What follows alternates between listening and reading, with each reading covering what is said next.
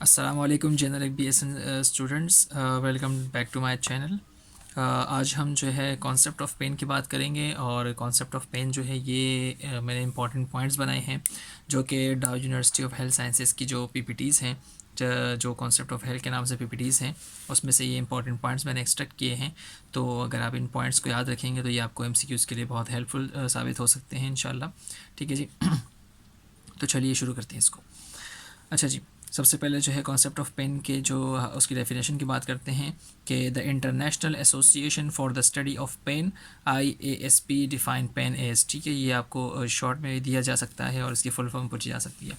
तो ये एक इंटरनेशनल इदारा है जो कि पेन को डील कर रहा होता है। उसने पेन को डिफ़ाइन किया है कि एक अनप्लेजेंट इमोशनल और subjective sensory experience with actual और पोटेंशियल डैमेज। अनप्लेजेंट नाखुशगवार, इमोशनल और सब्जेक्टिव सेंसरी का मतलब होता है कि जो बंदा फील कर सकता है, जो जिस बंदे पे हो वही फील कर सकता है एक्सपीरियंस विद एक्चुअल और पोटेंशियल डैमेज, कि उस चीज़ को फील करे कि मेरे साथ या तो बुरा हो गया है या वो बुरा हो सकता है। ठीक है, और describe in terms of such damage. तो इसको अगर वो डिस्क्राइब करे, इस तरह की चीज़ों को वो डिस्क्राइब करें तो उसको हम कहेंगे कि ये पेन में है। ठीक है जी। अच्छा, उसके बाद बात करते हैं बहुत इंपॉर्टेंट चीज़ की कि नोसिसेप्शन। यह कॉन्सेप्ट याद रखिएगा। नोसिसेप्शन क्या होता है? पेन को फील करना, to feel pain. Nociception, to feel pain. ठीक है जी। Feeling of pain depends upon the interaction between the body analgesia system, nervous system transmission and mind's interpretation of stimuli.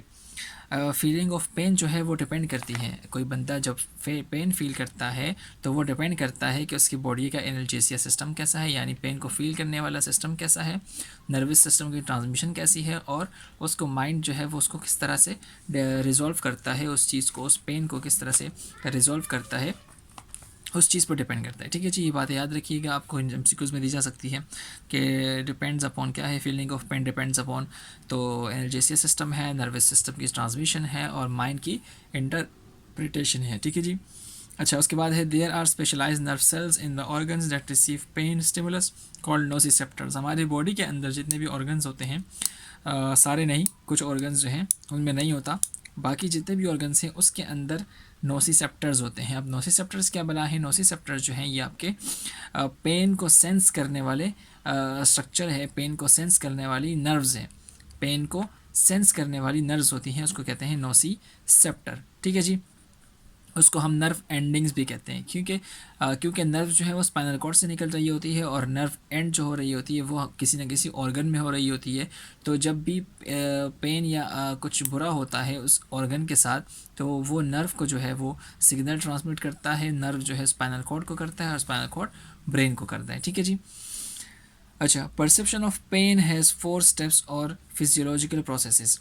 जब पेन फील हो रहा होता है, परसेप्शन का मतलब होता है फील करना, तो जब पेन फील हो रहा होता है तो उसके कुछ 4 स्टेप्स हैं।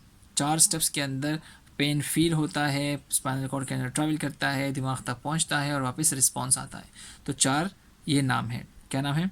Transduction, transmission, perception, modulation. ये नाम याद रखिएगा। ठीक है जी, बहुत इंपॉर्टेंट है कि परसेप्शन ऑफ पेन के जो है 4 स्टेप्स है, इसके अंदर ये ट्रांसफ़र होता है। ठीक है, इन 4 का नाम याद रखिएगा। इसको डिफाइन करते हैं। अच्छा, ट्रांसडक्शन, ये पॉइंट्स आप अपने पास नोट कर लीजिएगा, बहुत इंपॉर्टेंट पॉइंट है। ट्रांसडक्शन क्या होता है कि nociceptors can feel thermal, chemical and mechanical stimulus. Nociceptors जो है वो फील कर सकते हैं थर्मल, केमिकल और मैकेनिकल स्टिमुलस।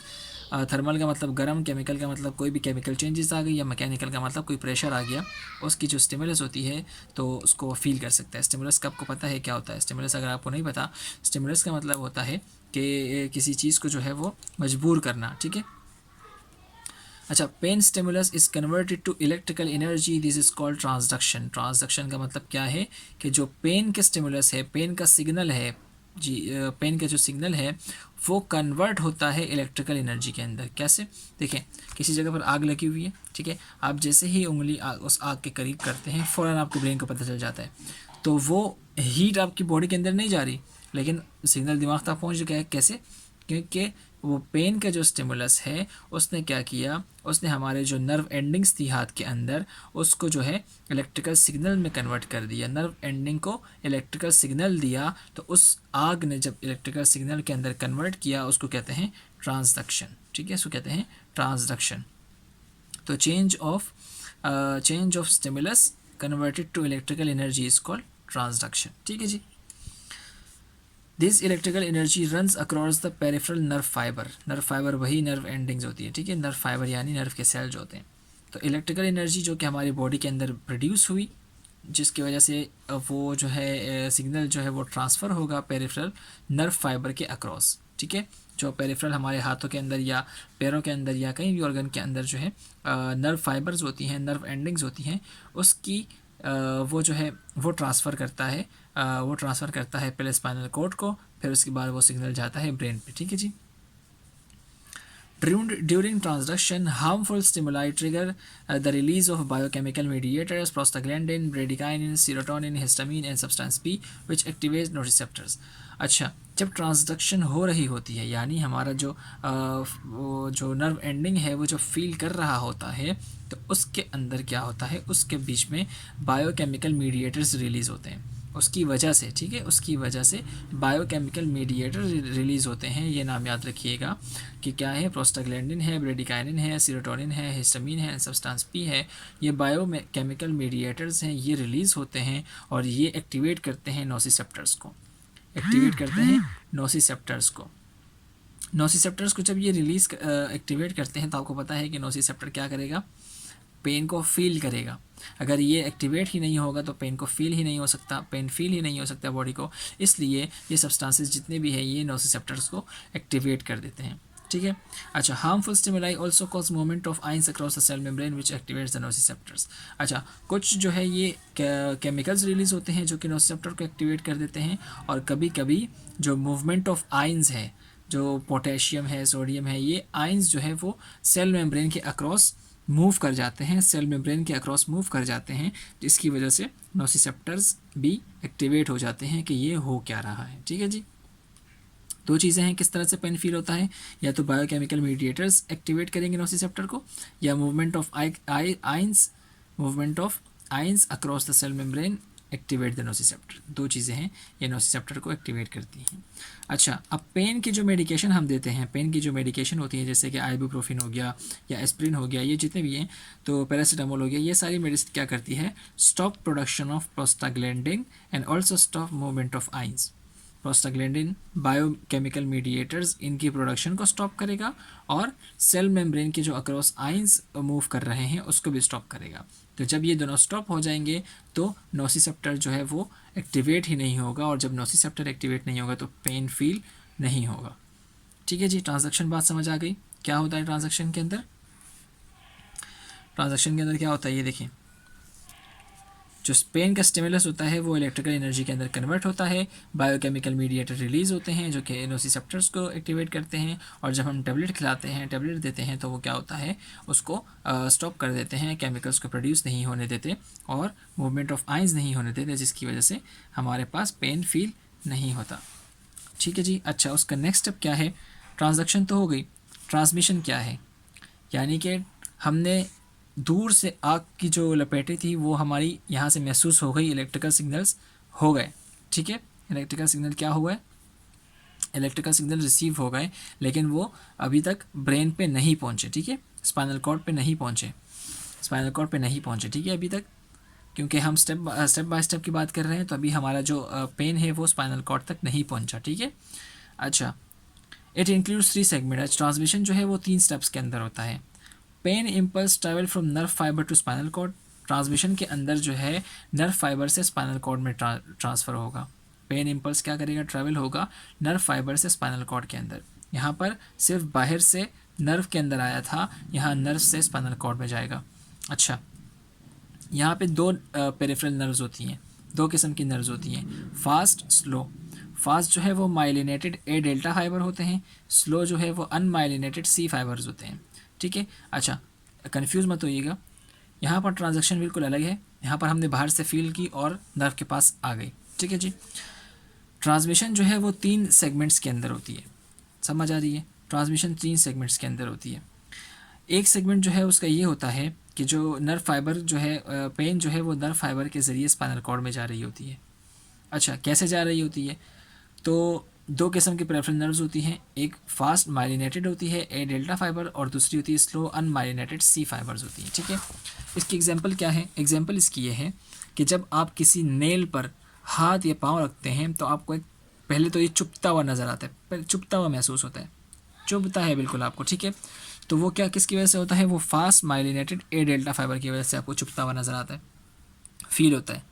और जब कुछ देर बाद चुभता हुआ वो महसूस ख़त्म हो जाता है और पूरे हाथ के अंदर आपका दर्द फैल जाता है, तो वो स्लो अनमाइलिनेटेड सी फाइबर की वजह से होता है। समझ आ गई बात, ठीक है। ट्रांसमिशन के ज़रिए क्या होता है? ट्रांसमिशन के अंदर क्या होता है? नर्व फाइबर से स्पाइनल कॉर्ड में जाता है और स्पाइनल कॉर्ड के ये नर्व फाइबर से स्पाइनल कॉर्ड पे जाने के दौरान आपकी एक तो शार्प जो है वो आपको फील होता है, फिर शार्प के बाद आपको बिल्कुल पूरे हाथ पर फील होता है। तो उसको जो है अलग अलग चीज़ों में डिफाइन किया गया है। एक का नाम है फास्ट माइलिनेटेड जो कि शार्प को कंट्रोल करता है और दूसरा है स्लो अनमाइलिनेटेड सी फाइबर जो कि डल वाले पेन को फील करता है, ठीक है जी। अच्छा, ट्रांसमिशन का जो दूसरा सेगमेंट है वो ये है कि पेन जो है वो असेंडिंग पाथवे से ब्रेन के अंदर जा रहा है। असेंडिंग पाथवे स्पाइनल कॉर्ड का जो है वो ब्रेन की तरफ जा रहा है, ठीक है। अगर मैं आपको छोटा सा बना के दिखाऊं, ये हमारे पास आग है, ठीक है, आग की लपेटें हैं। यहाँ से आपने सिग्नल को महसूस किया, यहाँ पे क्या हुआ? ट्रांसडक्शन। यहाँ पे महसूस किया आपने, सिर्फ इसको इलेक्ट्रिकल सिग्नल में कन्वर्ट हो गया। अब ये क्या है? नर्व फाइबर से स्पाइनल कॉर्ड, ये स्पाइनल कॉर्ड है,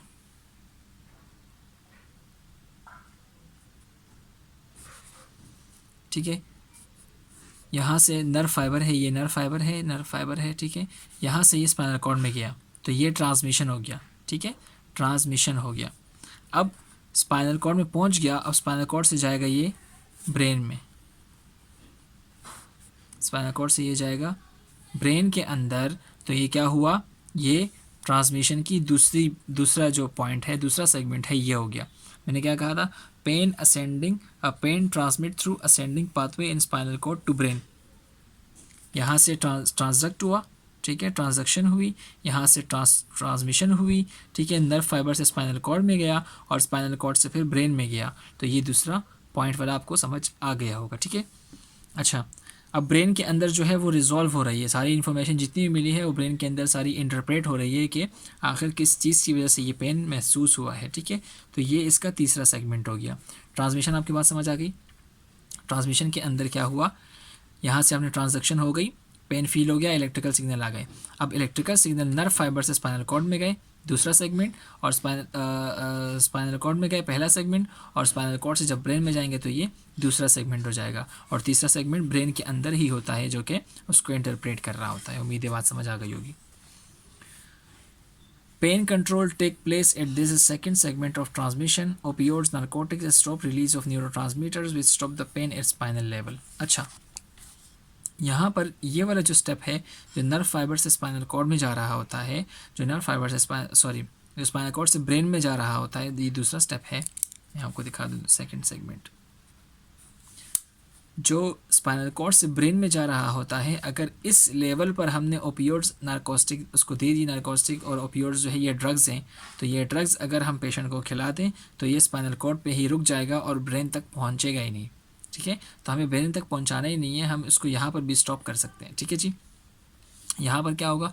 न्यूरोट्रांसमीटर यानी जो कि सिग्नल को एक जगह से दूसरी जगह पहुँचाते हैं, उसकी प्रोडक्शन जो है वो स्टॉप हो जाएगी और आपका जो पेन है वो स्पाइनल पे ही वो हो जाएगा, बंद हो जाएगा और स्पाइनल पे ही वो रुक जाएगा, आगे ब्रेन तक पहुँचेगा ही नहीं, ठीक है जी।